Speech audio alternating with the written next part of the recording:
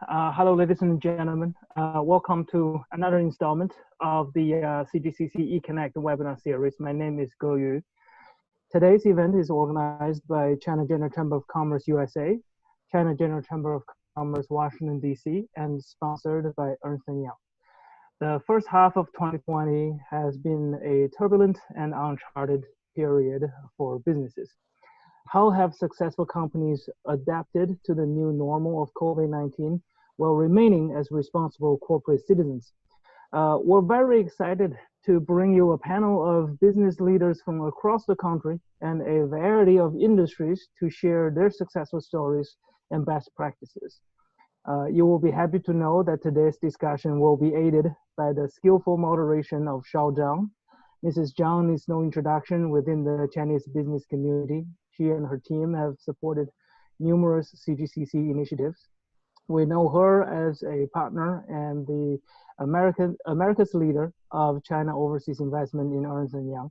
She has had decades of experience advising senior leaders of the largest corporations in the world. Mrs. Zhang is also an activist in facilitating dialogues between Chinese and American businesses. She's a member of the Business Advisory Council of the Asian Society in New York, and she has been recognized as one of the top outstanding 50 Asian Americans in business in 2016 by the Asian American Business Development Center. So I have no doubt she will deliver a stimulating panel to us today. We have an important announcement to make at the end of this webinar regarding upcoming events, so please stay after today's panel concludes. With that, I will hand off to Mrs. Zhang. Hello, everyone. Thank you so much for having me. And so my name is Shao, and I'm a partner at Ernst & Young, and I'm glad to with everyone again today. So today our topic is leadership story time, and we think we will bring that as this is the first event for our series events under this leadership story. So today's topic is business continuity and corporate social responsibility. And as you see the video, we just saw that it is very inspiring and amazing how Chinese community already have done in the first 4.5 months so far. And this is the amazing story. I just want to add a certain statistics, and our president of CGCC just mentioned, since March 12, CGCC together with its member companies and the regional chapters have donated more than 3.8 million pieces of personal protective equipment, PPE, to more than 50 hospitals and clinics and 20 government agencies in 20 states across the US.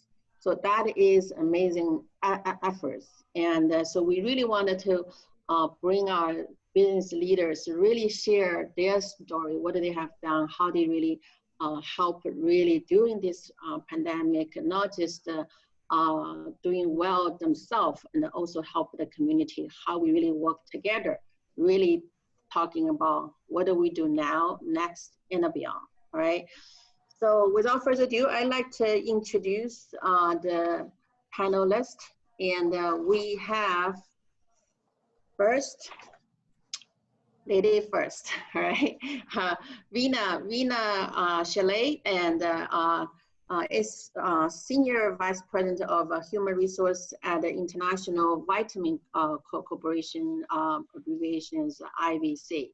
And Vina leads a department and is responsible for working closely with the CEO and the executives team to develop, enhance, and convert business strategy to HR strategy. So I think she will bring over 25 years experience, global HR experience. Vina specialized working with technology company going through expensive growth. All right, so I think, welcome, Vina. Thank you. Welcome.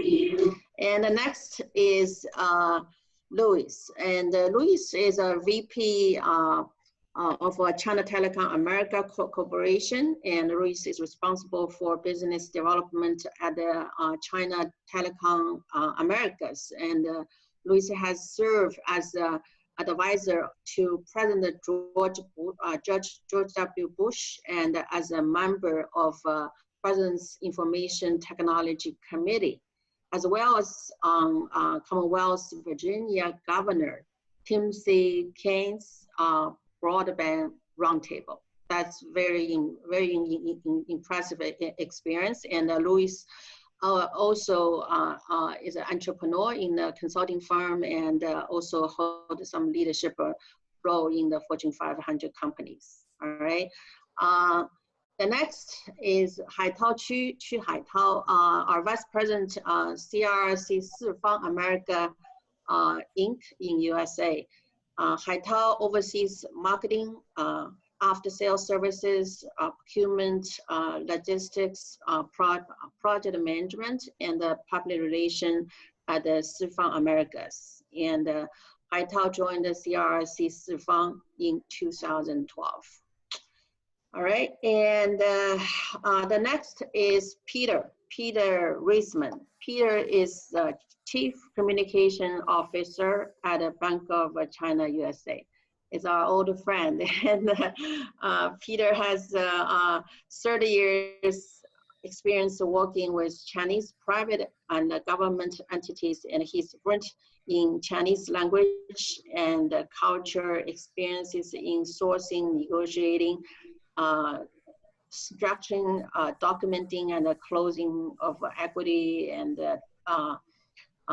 data in investment, as well as joint venture transactions. And Peter has experiences. Peter basically is very well-rounded, and will bring his insight to us before you know it.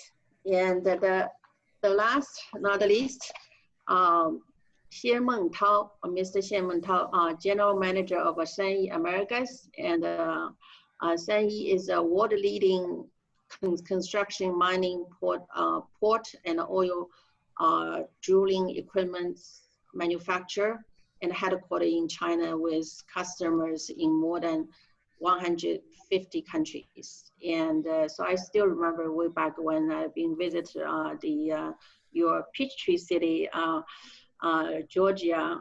At least I've been there 3 times, and I know the company has a huge commitment to, you know, I heard that your former general manager, we will be here for a very long time. We'll commit for at least 8 years, even though we're not making profit. We commitment to the market. So welcome, Mengtao. All right, so so I want to very quickly to share with everyone how we want to run today's panel. So we will go through 4 questions, and then then after that we have a Q&A about 10 minutes, and then we go from there. All right, then we wrap up. All right, so let's start with a flashback to 4 or 5 months ago, when a pandemic just started, and it was a very challenging time, and it is changed everybody, the way we live, the way we work.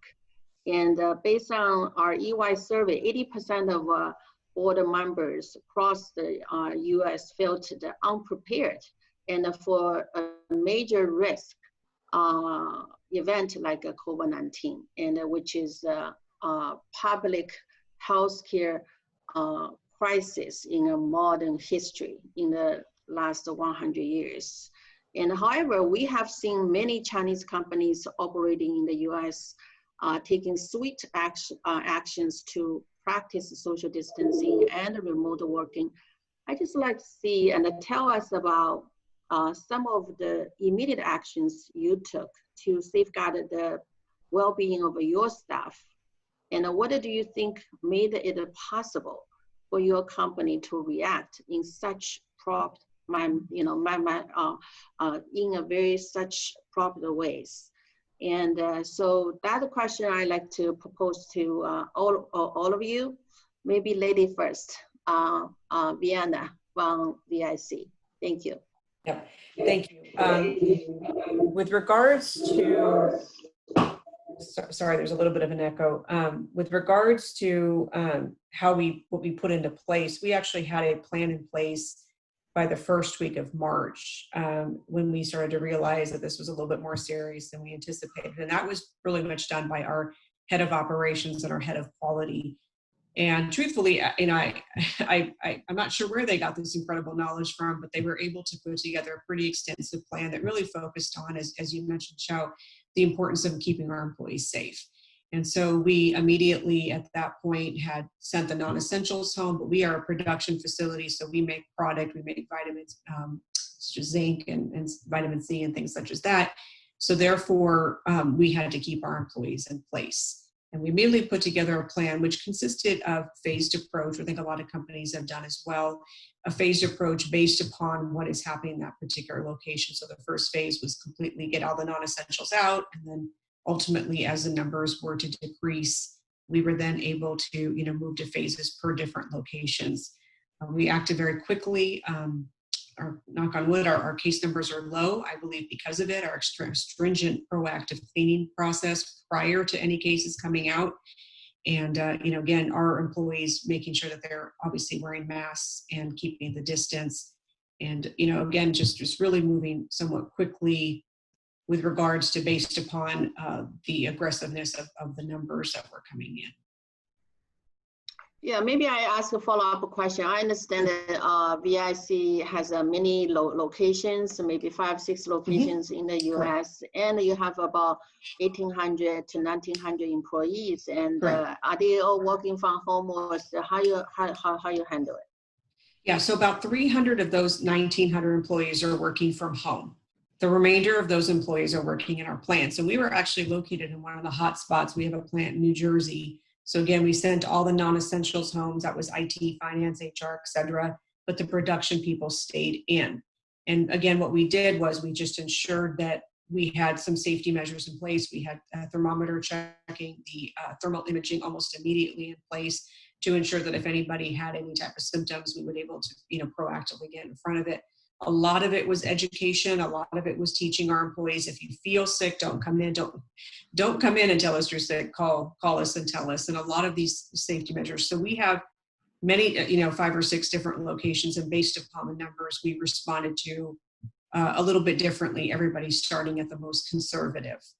But the rest of the employees, about the 300, work from home. And we have the technology in place already to allow those employees to work from home, such as laptops and you know, Skype or whatever type, you know, Zoom type of mechanism, to where employees could get right back on the very next day. So it was a little bit seamless, to be honest with you. It's kind of unbelievable in all truthfulness, because as you said, Xiao, it was unprecedented. None of us knew. I mean, I've never gone through anything like this in my life. And so it was a little interesting to see how quickly we were able to adjust. And I think ultimately it really, you know, became a factor of just being as proactive as possible. Appreciate that. I think the technology and the proactiveness is really helping, right? Appreciate that. And so Mentao, and share your thoughts. Thank you. Good afternoon, everybody. We're honored to be here to share some thought process and honors. I would assume that the reactions we took are pretty similar to everybody else. So I would like to rather share some small stories. January 18th, I was with 5 American colleagues in China because we're doing a manufacturing tour training. Finished the tour successfully. We did a little bit of celebration in China, in Shanghai, in Shenhuang Temple. 2 days later, things got worse. You know, masks are hard to find, and we were heard that you got to be at the airport 4 hours ahead of time. So we are a little concerned. So we were able to find some masks for our American team members. I sent them home, and then we chat them all the information and rumors we heard in China, so they can get on that airplane and landing home safely. 2 weeks quarantine, so on and so forth. We'll keep communicating. So that was really the action that we took in terms of protecting our team members. That was back in January. Second story is that I get stuck in China for a little bit.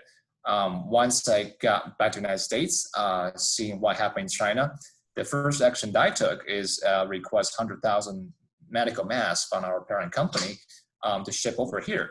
So when things start to get a little bit more intense and we have team members asking us, hey, should we wear a mask? And should we make some donation to local hospitals? It was easy for us to say it's on the way. So that's the first thing we did, along with the other social distancing and temperature measuring practice at work, obviously. The third story I want to share is something to do with the CGCC, and the significance of the platform. Now, we started to have some questions from team members to have families in other states. One team member asked me one time, I have a friend who's the director of a hospital in Alabama. Could you help me source some masks to Alabama? So I reached out to that gentleman. I said, sorry, this is not something I can put on my plate, but I can reach out to my colleagues and friends in the CGCC network. And I did in the Houston chapter. Immediately I got 3 responses. They're all strangers to me. Quite frankly, one of them is actually one of our competitors. But they all reached out to me. They helped that gentleman from Alabama and then helped them get masks or donations or buying stuff from China. So these 3 stories tells you at different stages, at different levels, how we react swiftly to take care of our team members, our local communities. By the way, we donate the 100,000 medical masks to our local hospitals and to the broader community in a sense that we're trying to help this situation. So that's a short snapshot of what we did at least at the very early stages of this pandemic. Appreciate that, Montal. And clockwise, Absolutely. and I'm gonna ask for Haitao from CRCC from Chicago. Thank you. Haitao, you're on mute. You need to unmute. Yeah. Hey, sorry about that. Can you hear me now? Thank you.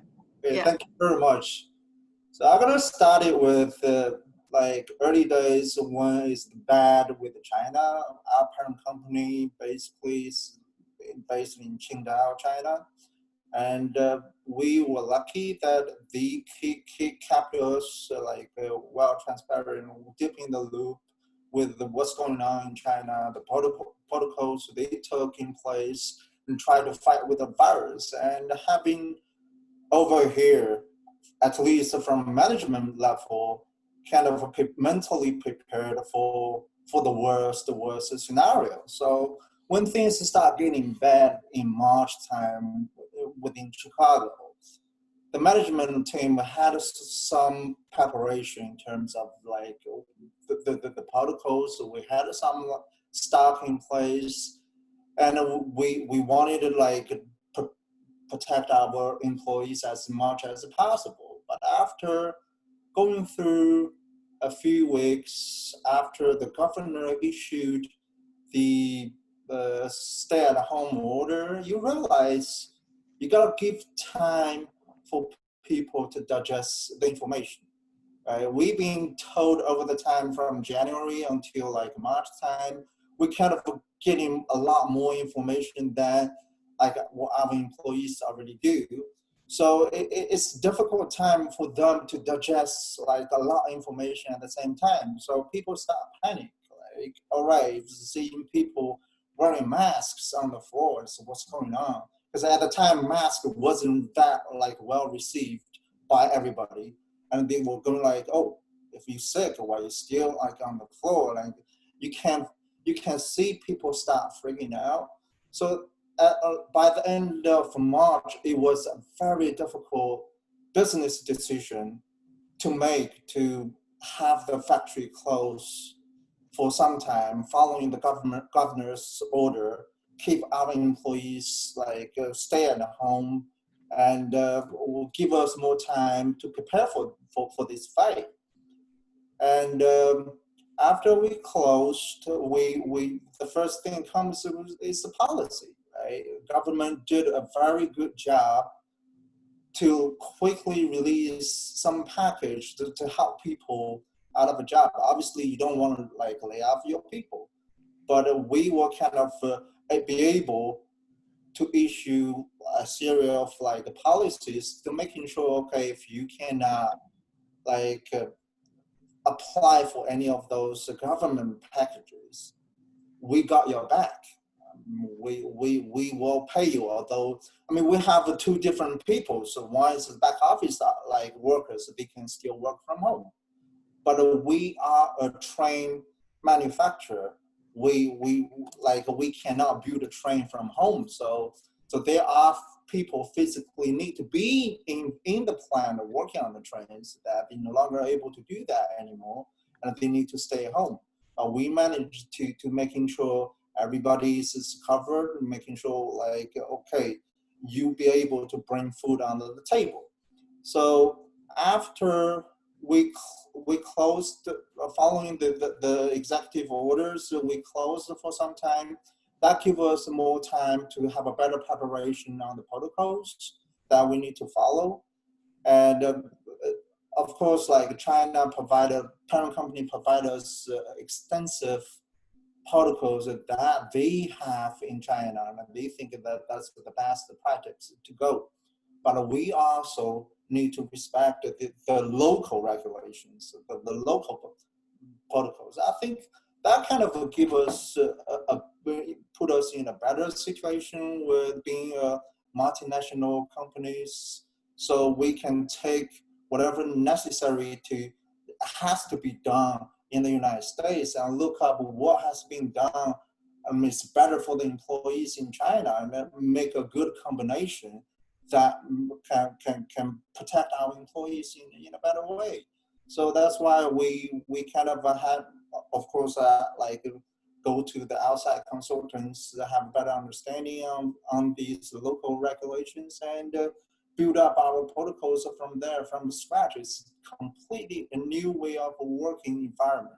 How you come to them in the facility, like how you eat, how you talk to people, how you work, and what happens if there's like someone showing symptoms, what happens if people are sick, how you deal with visitors. It's a very detailed like protocols that we need to figure out.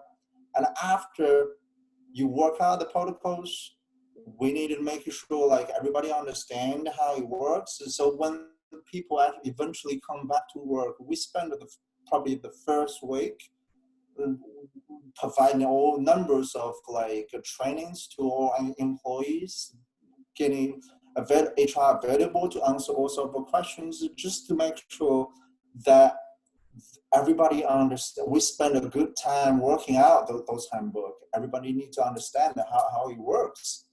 And then in addition to that, the second point is we also spend the time or like stockpile all this medical supplies like PPEs, masks, like thermometers, and you name it. Like so to make sure that okay, when people come back, they do have sufficient like PPEs to work in the environment. And we also learned that staying at home for some times could mentally like causing problem to you. So that's why when we actually come back, we made sure like HR came up with a good package provided to the HR, provided to our employees, making sure if they needed help, like mentally they needed help, there are services available for them. So that's how we did it. Appreciate that. Haitao, I know that's great, and you leveraged headquarter best practices and follow very closely with local guideline and in granular details, and one by one, and very proactively work with your employees and get you where you are now. Really appreciate that. But one thing I want to make sure for foreign speakers and giving the time stream, I want to make sure everybody talk within 3 minutes, okay? So as I was saying, you know, we actually put together an emergency response team. This team was actually put together the policies and procedures, things that we put into our employee handbook and everything else. At the same time, what we also did is we actually had to put in policies and procedures for how we actually operate when you do go to the office, because we started in January. In March is when we actually started sending employees home, and everybody walked away from our office. And at that time, we actually, in that period of time, we would actually send them, tell everybody, you know, the 6 feet, social distancing rules. We actually, if you walked into a conference room, you had to make sure you cleaned up after yourself, you know, and actually even in your own office, right? And then we also spent a lot of money on making sure our offices were clean. And then we also had to talk about something that was sort of uncomfortable. It was, you know, staying at home, quarantine yourself. Quarantine yourself if you were or your family members were exposed to something. Okay? You had to volunteer to this information. So a lot of that required, you know, coordination. And that's where we're, you know, through our emergency response team, we were always in communication, not only with our employees, but building superintendents or offices where we operate. Because obviously, you know, another company may be exposed, have an employee that's exposed, which then leads to potentially being exposed to us. Besides that, we also wanted to help our employees prepare for at their house. So we gave them a $150 allowance to go out and buy supplies in order for them to prepare for their house. You know, we didn't want them to be exposed. We wanted to protect their interests. So that was actually well received among our staff. And finally, we also felt that this is a necessity where we actually had access to certain masks, other that people needed in the United States. So we asked our employees, we said, you know, where can we get masks? Where can we give other contributions and stuff? So between hospitals to telecom union in Canada, to actually even an employee taking their personal time off to sew aprons and masks in Brazil, a country where you've seen such a uptake in this pandemic. It shows the whole spirit of what we were trying to do and how it actually worked out for us. It's not only was our focus on taking care of our employees, but then it was also making sure that the community where we work in and our partners are actually also safeguarded. So if they needed assistance, we were there for them. And that's how we've evolved, and we're actually very fortunate. And I always felt that we were a couple of weeks ahead of our peers in the United States. We were always able to lend, you know, benefit of telling them what we're doing. So it's worked out for everybody.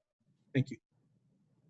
Thank you so much, Luis. I appreciate that. The best practice you guys have a little bit different. I think work with your customers and the supplier and the vendors and the communities and really working, make sure get your business still going at the same time, taking care of your all your stakeholders, right? Thank you so much. Peter, we would like to hear from you. How Sure. the Bank of China. I will try to keep to my 3 minutes because I know we have other topics to discuss. Yeah. I think we were in a very good position actually prior to the start of COVID-19 because being a financial institution, pandemic planning is part and parcel of what we have to do on an annual basis, whether we update our pandemic plan, our business continuity plans. We go through these exercises every year. So I think while this is certainly an unprecedented pandemic that we never imagined would get to the stage that it has gotten today, I would say we were probably better off than most. That being said, we certainly very early on activated our what we call IMT, our incident management team, which really drew from different departments within the bank. You had to take a much more interdisciplinary approach to figure out really where things were going to be impacted based on how things were going to develop over the coming period. And I think that worked out extremely well for us. So I think two aspects I would focus on in that is one was the operational aspect of getting people. We first started with, at some point when we started moving towards a work from home environment, we had AB teams where we separated certain groups. We had travel restrictions that went on very early.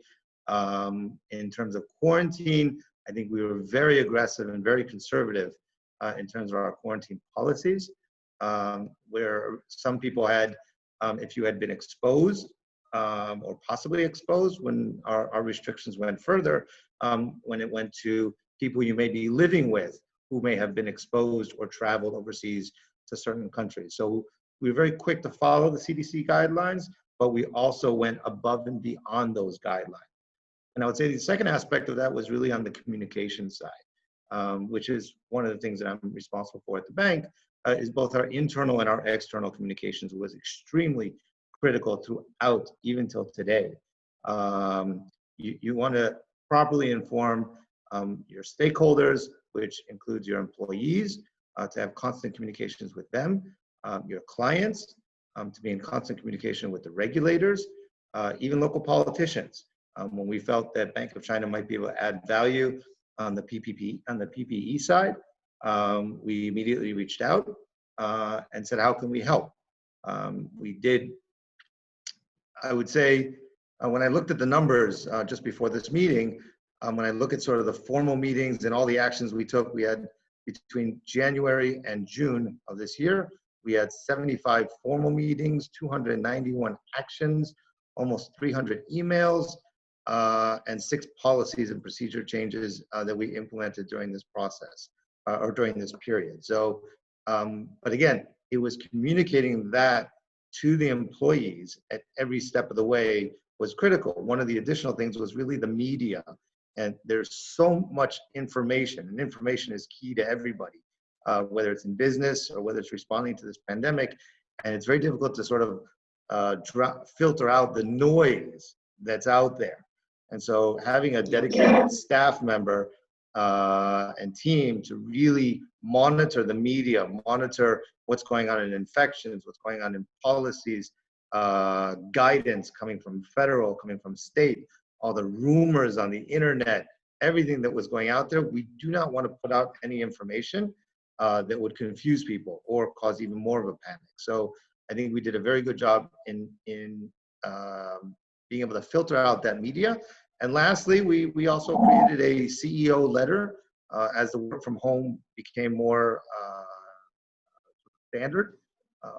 We now have a constant communication from our CEO that provides updates almost every 2 to 3 weeks. It was actually going every 2 weeks for quite some time, where it almost created a certain amount of information passed from management to the employees, but then also showing the achievements of the bank over this period while people are working from home.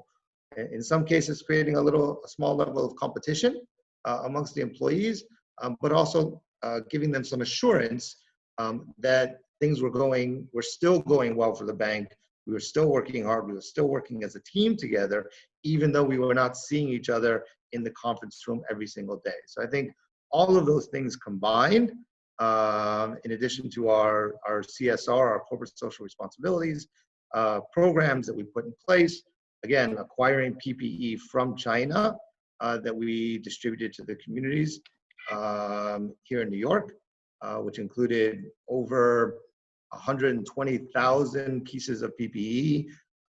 We increased our contributions to foundations, to organizations like Robin Hood, Big Brothers Big Sisters, to New York Presbyterian Hospital, to expand their ICU.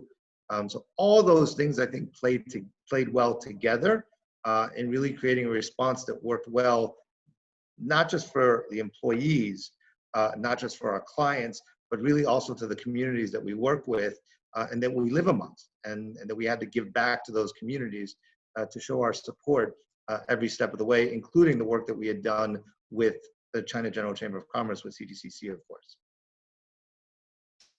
Thank you so much, Peter. I think the communication is your sweet spot, and I think it's amazingly, I think how important that communication you have done. I know Bank of China has about 1,000 employees in the U.S., and so keep the employees, transparent on what's going on, what's good, what's bad, and it's very important to ease everyone, really release some anxiety and make sure everybody always on the same page. It's very important. Appreciate that. It's a very diverse group that we have here at the bank, and that communication, I think, it helps with their motivation and really with the challenges that they're dealing with at home as well.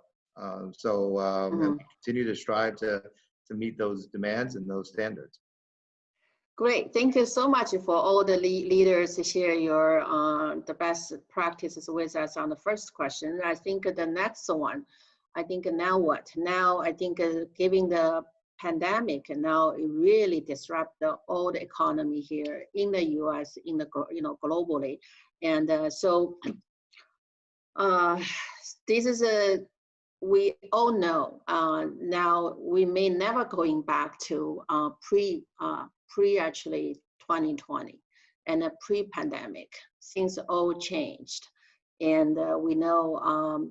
So going forward, we would think about it, how we're gonna keep our business going first, right? And you can see that there's almost more about 50 million people file unemployment claim, and I think phase 4 of U.S.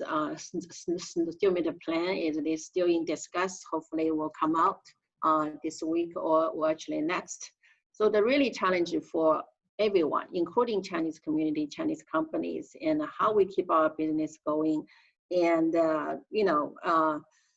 so what is, how did the pandemic change your industry? And what are some of the plan and things you have done to really make some internally, externally to adapt to make sure your company business going? And I'd like to go ask Vina and also ask, Luis. All right, Vina, go first. Okay, so yeah, thank you. So from a business standpoint, we, like a lot of my colleagues here on the call, we're very fortunate at IBC. We are actually doing quite well. Again, we make product that is, supports your immune system. So we have, in particular, vitamin C, zinc, vitamin D, and those are one of the few. But ultimately, what it's done for us is our profits, our revenue is gone up significantly. But as you mentioned, there's challenges, and interestingly enough, even though that there are a lot of people unemployed, we've been having some difficulty in certain areas finding people. A lot of it has to do with the unemployment compensation, the additional unemployment compensation that people are receiving.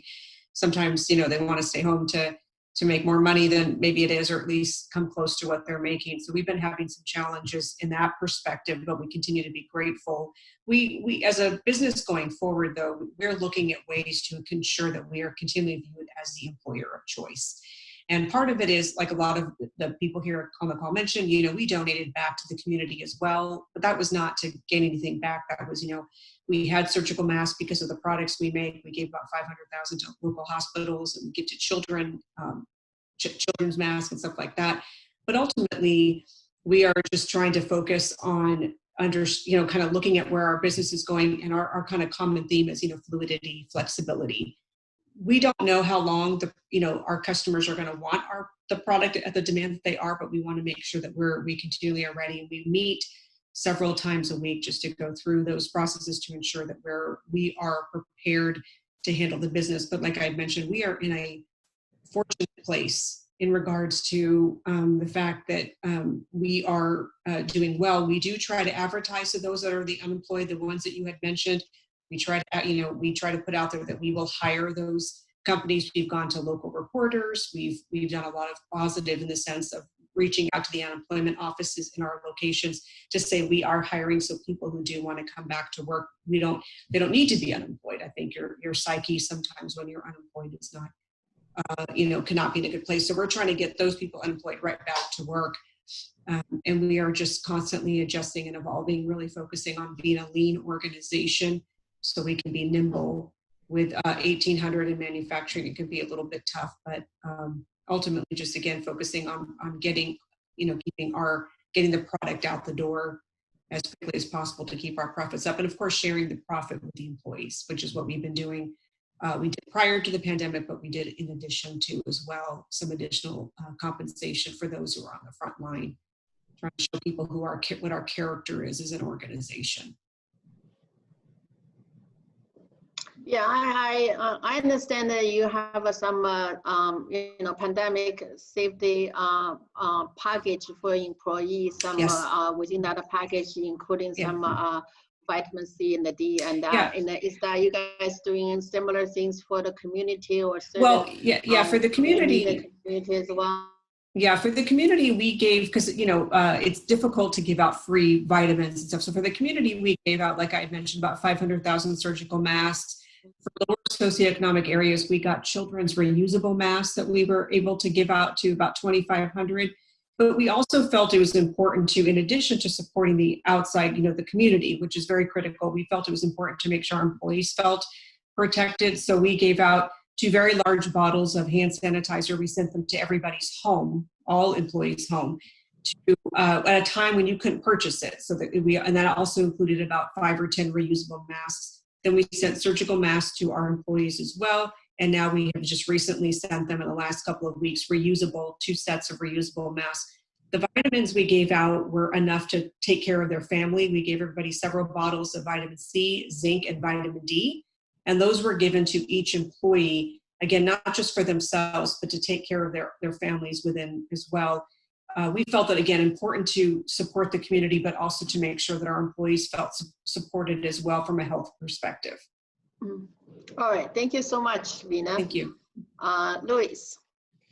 Us, we're an international communications company. So for us, it's important to always be up and running because, companies hire us to manage their mission critical infrastructure to connect them from the US to China and Asia and other parts of the world.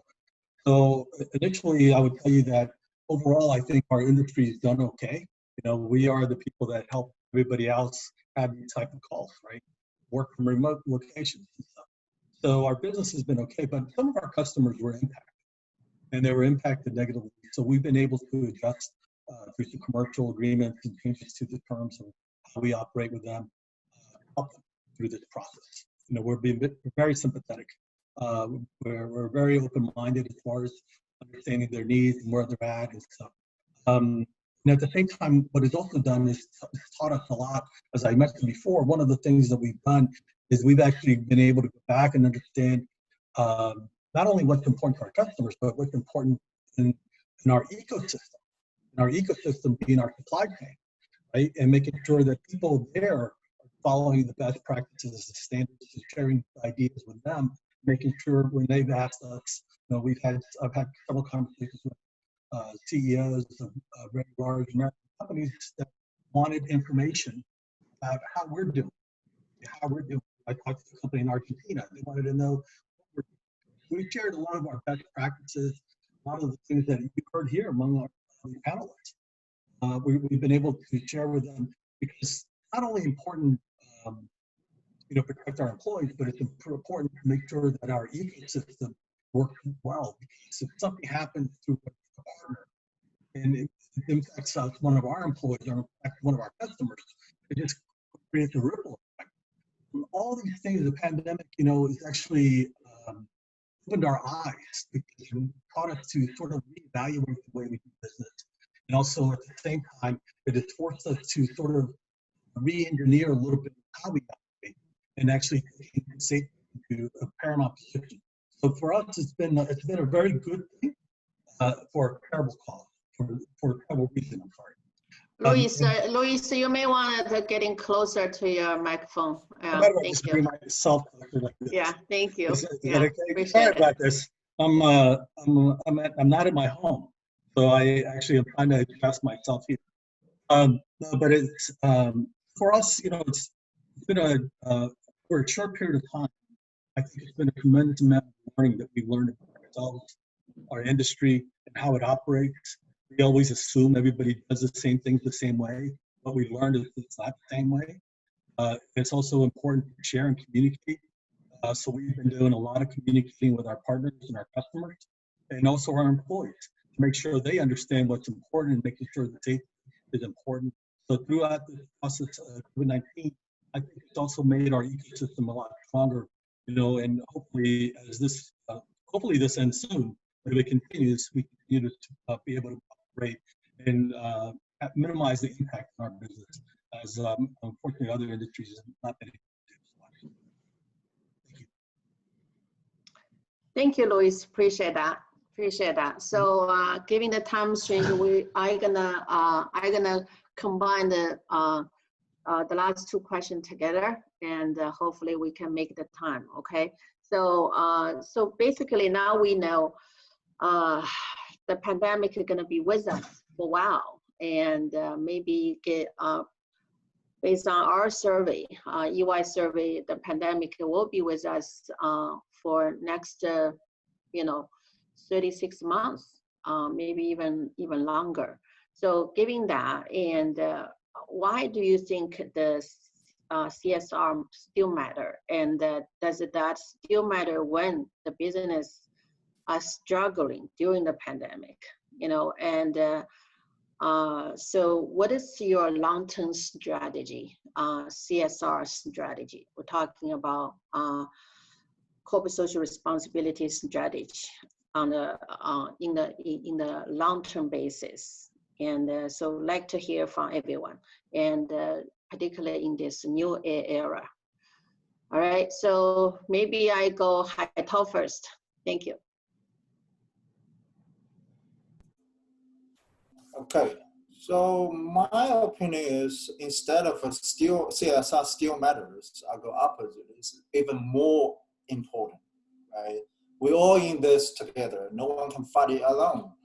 And that's something we always been trying to do, work out together with your partners in terms of our clients, CTA, in terms of our vendors, keep the information transparent, sharing the experiences that how it's gonna help us to go through this together. And instead of like fighting, because it's easy to come to the business aspect. It's easy to tell your vendor, okay, this is the force majeure, right? No one wanted to happen. So whatever we had in agreement in the contract doesn't work anymore. So just push out your productions, take it along. That might be, you might be earning in the short terms, but for longer term, you want to use this opportunity to build up your partnership with everyone. You fight it together, being like flexible. So, okay, being more practical and work it out together with your clients, with your vendors in long term. And I think you will get like a more credit back. And when we fight it over all together with everyone, and I think everybody's gonna appreciate it when you look back and how we come out this together.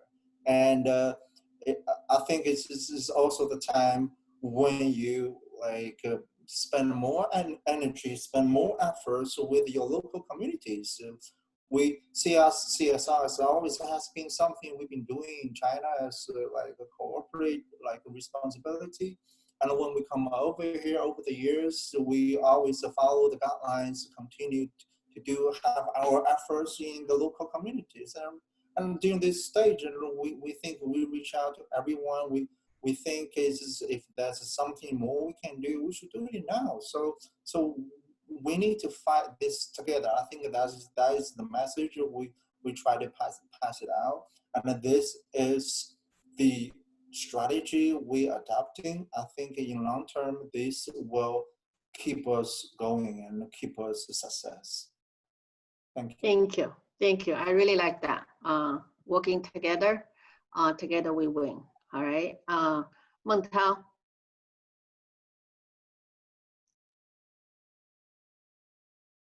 All right.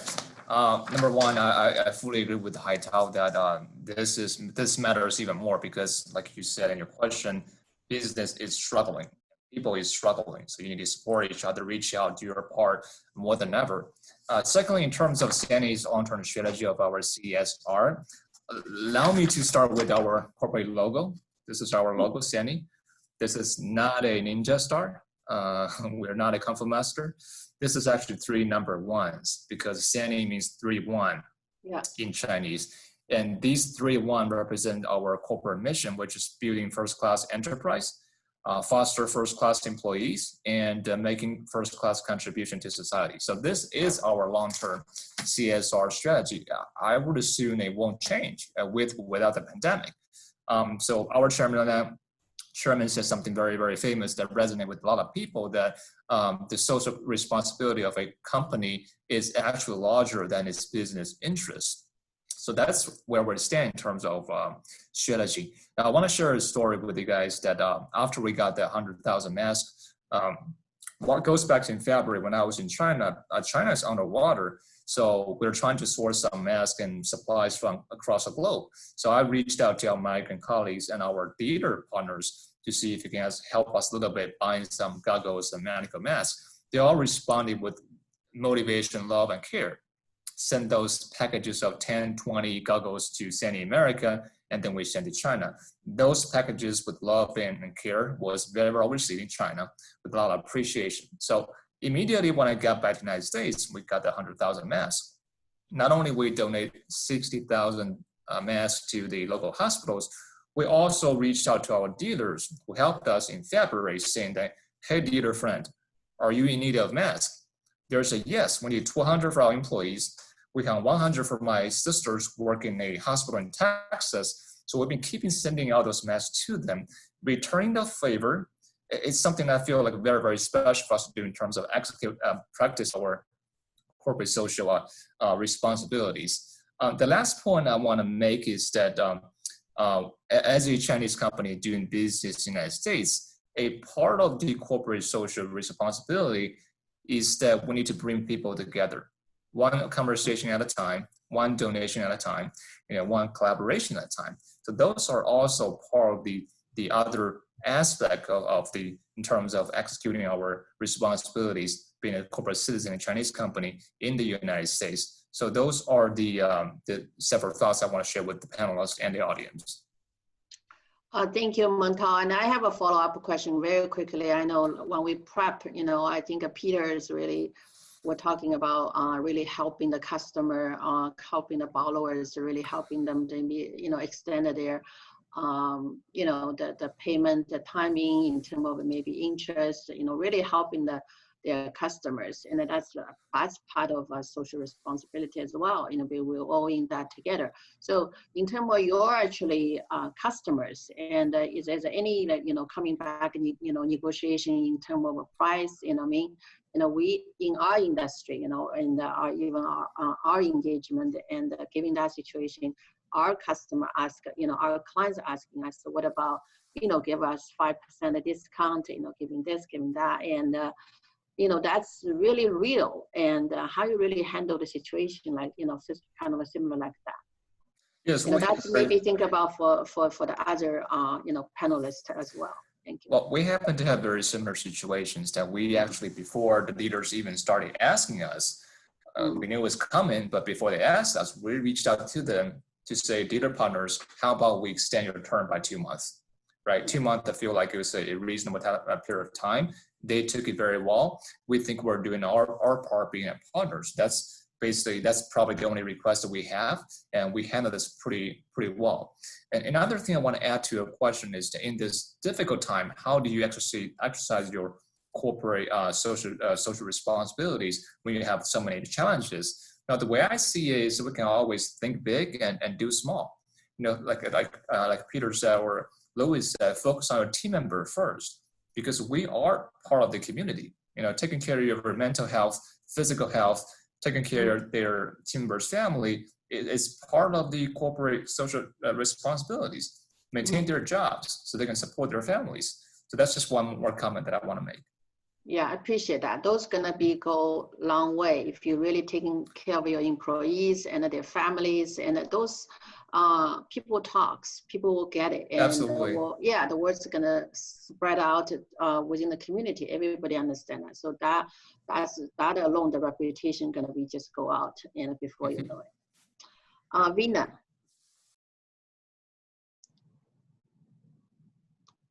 With regards to how we're planning for the future, is that what you're?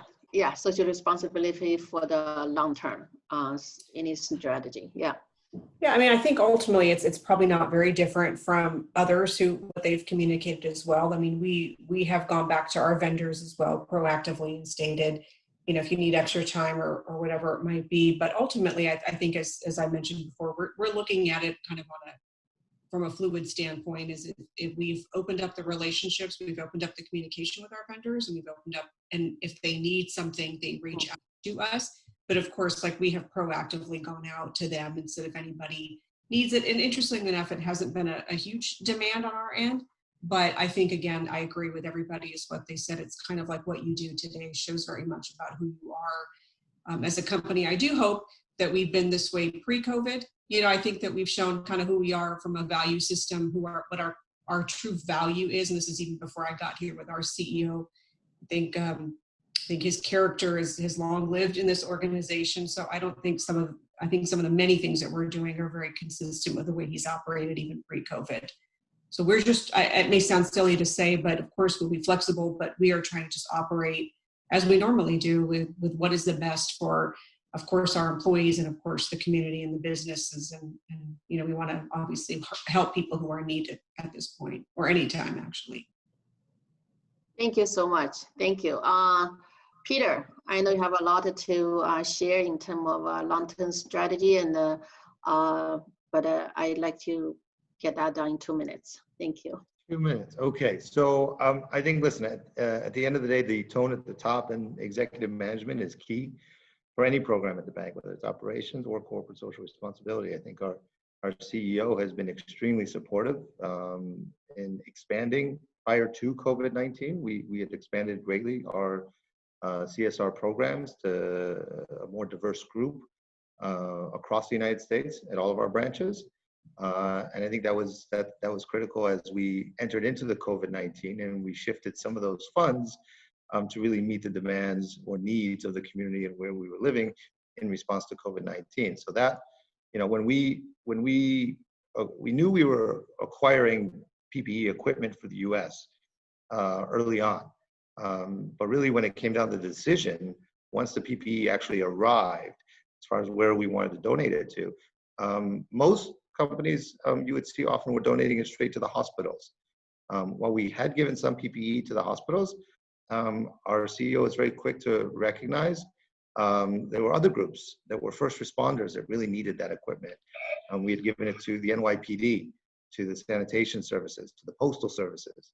And so really making a broad attempt or effort to really focus on other people within the area that needed that. I think we really tried to keep our contributions, our sponsorships quite broad into very diverse groups and helping as many as we can, because we are a Chinese entity operating here in the United States. And respectfully speaking, of course, given the current environment, I think it's important that our communities know that Chinese companies operating here in the United States are giving back to the community. They've been doing it for years.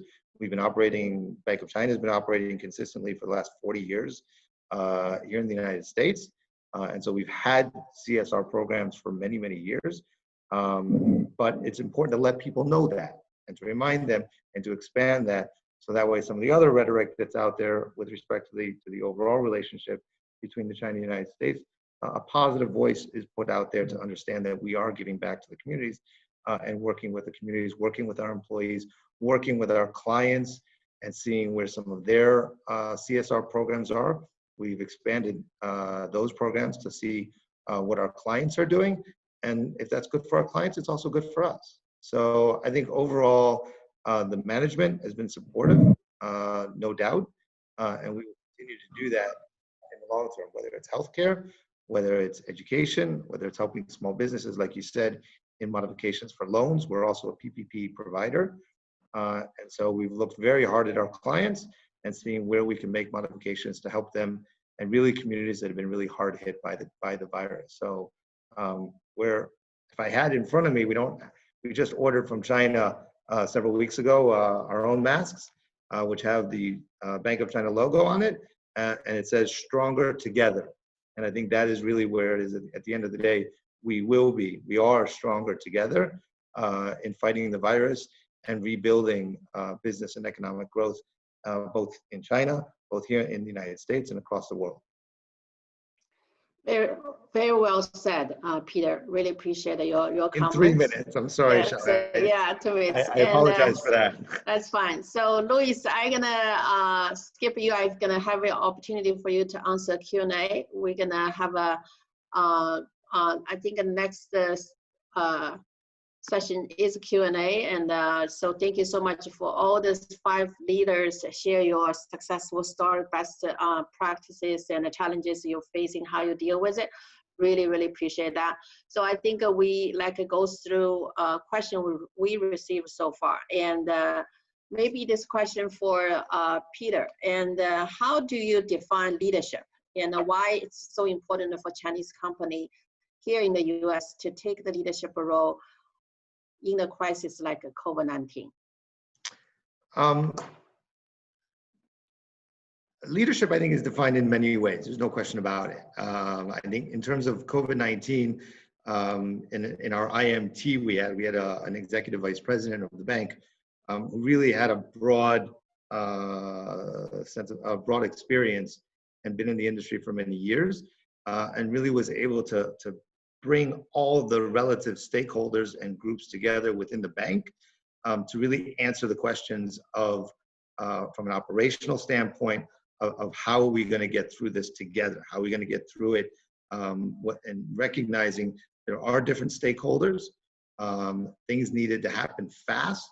You know, historically, Chinese companies may be known for a certain amount of bureaucracy, but I think what we have been able to achieve in a very short period of time was really having the leadership to cut the red tape, make decisions very quickly and efficiently, take the right amount of information and get that to the people that needed to get things done. So I think leadership is critical in being able to adapt your operations, your communications, really throughout the organization. So I don't think we would have fared as well, and without the leadership that we really had at the bank.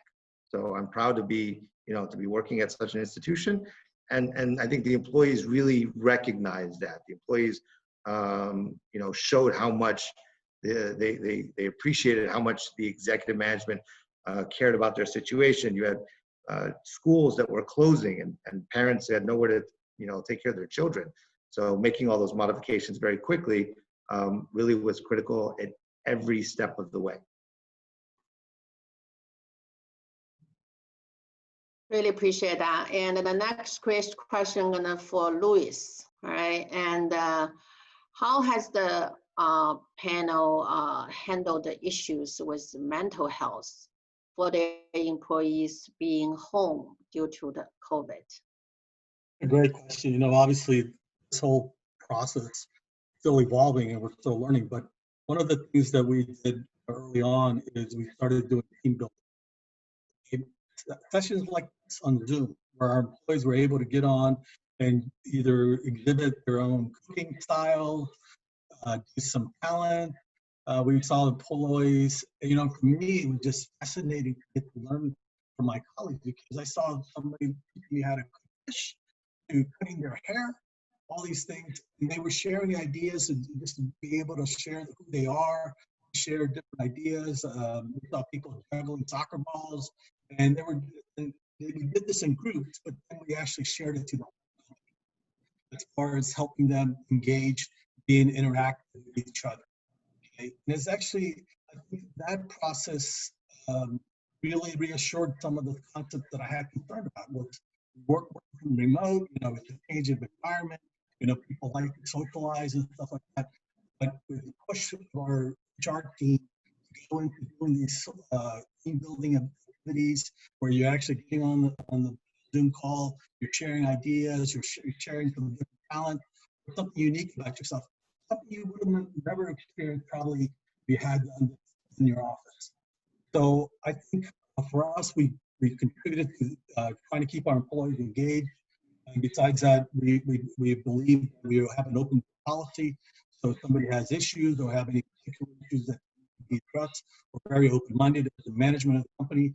We're very always willing and eager to help make sure that there's a work-life balance, which has been very important, especially now that everybody doesn't go to the office. You don't know when to cut off. So those are the things we've done. Thank you. All right, thank you, Louis. I know your audio has a little bit of issue, but we still can hear you. All right, so the last question. So I think do you believe this is an insight, okay? And we're proud of all the Chinese enterprises that are working with helping the local community. My question is, the current dynamic change changed us operation trajectory in the future. So I guess this is too big of a questions, All right, but anyway, that's maybe we can get back to you. That's going to open another panel. Let me pick up this questions. So, do you believe this is it's a moment? Maybe working remotely could be an option for a long time, and how we handle it. You know, they were asking. You know. Maybe that change the way we are considering our workspace, and you know, maybe hoteling, just like a Big Four, we do that for years. And maybe that's question. I know we have a 3 manufacturer company here, and let me ask for CRRC, Shifang, Haitao. Thanks. Being honest, this is also one of the experiments I'm doing right now. So I still remember at the time, like when we closed for almost 2 months time, I have like everyone for whatever reason, if they need to go into the facility, they need to ask for permission.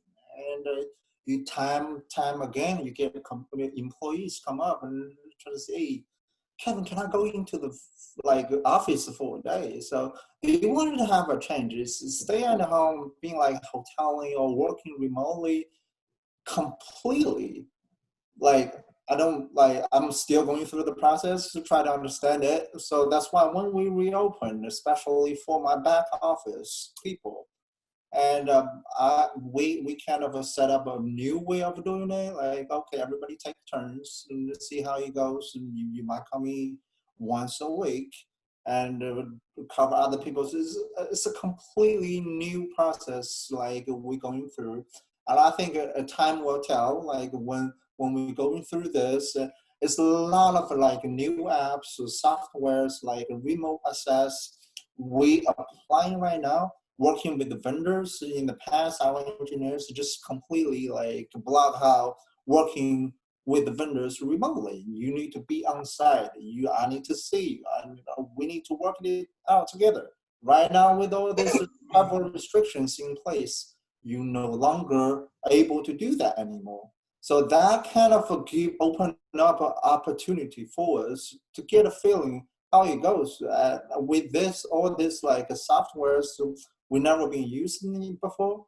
Right now we used it and we're going through this. I think at the end of the day, we will come back and like reevaluate what's the best practice for the business. Like this is also one of this soft touch we want to provide to the company. I mean, hardware's like who you are, what you've been doing as a business is over there.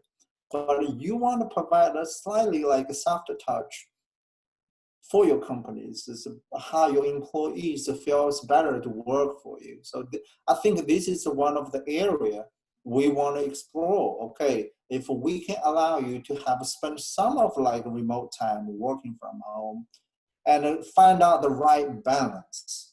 Okay, what is the best for everybody? And then I think time will tell. Like let's look forward for a new way of working in the future. Thank you. Thank you so much, Haitao. And I think given the pandemic situation and all what's going on right now, I think make the priority change. And I think loving, caring your employees and really working even more closely, even giving the remote working environment, I think pull everybody even closer. And I think caring, loving, and really care about your family, your customers, your vendors, your stakeholders, and even talk more multiple times than even before. Everything changed. But how we really balance that, and in terms of a business is still need to going, economy is still going, that still remain a lot of questions for us to answer. And so I think before I wrap that up, and I like to have each speakers and give a one-time sentence and for our audience to take away. Thank you. So lady first. Yeah, do you start with me? One sentence, that's a tough one. I continue to be grateful. And I think as a company, we continue to be grateful for where we are. health standpoint as well, from a physical standpoint. So that's my takeaway. And I'm sorry that's more than one sentence, but I'd also like to say that it's very, it's wonderful to see so many other companies really with that same focus, whether it's Chinese companies or not. This is very, very refreshing. So I'm sorry that I've made it longer, but thank you. It's been great to learn. Thank you so much for everybody's input. Thank you. Meng Tao.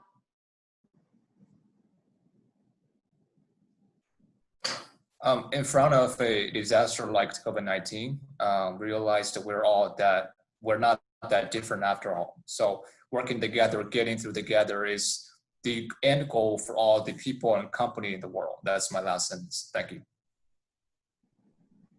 Hai Tao. Well, my message is similar with Montal. I think I said it many times during this meeting. It's fight it together. We will win it together. Thank you. Luis. I would just say that it's important to stay open-minded because this pandemic is taught us one thing. It's not one person. It's not one level of management. It's all of us that have to be impacted, including our families. So stay open-minded. Thank you. Peter. Last, so I think at the end of the day, it's all about teamwork, transparency, and communication. It is a fight, and it is a fight that we can win if we do it together. And I'm confident of that, and I'm optimistic about the future going ahead. Thank you. Thank you so much. Yeah, thank you so much. Fundamentally, we are all as a Chinese company, we work together. We want everybody to know we are working together. We wanted to give back to the community and keep it going as a corporate citizen in the USA. And with that, and let's give a virtual prod to all the speakers here today to share their best practice with us. Thank you. Thank you. Thank you for having us. Thank you. Thanks. Thank you. All right, give back to Mr. Yu. Okay, thank you, Xiao. Thank you, panelists. This has been a great learning experience for me, and I'm sure it was for other participants too. It's just so refreshing to be able to gather so many business leaders, like I said at the beginning, from Chicago, Houston, DC, New York, Los Angeles, from all these different industries. We got manufacturers, we got consumer goods, we got banking, we got communications. So it's just such a great panel, and I feel like if we had another 3 hours, we could just keep talking on these topics.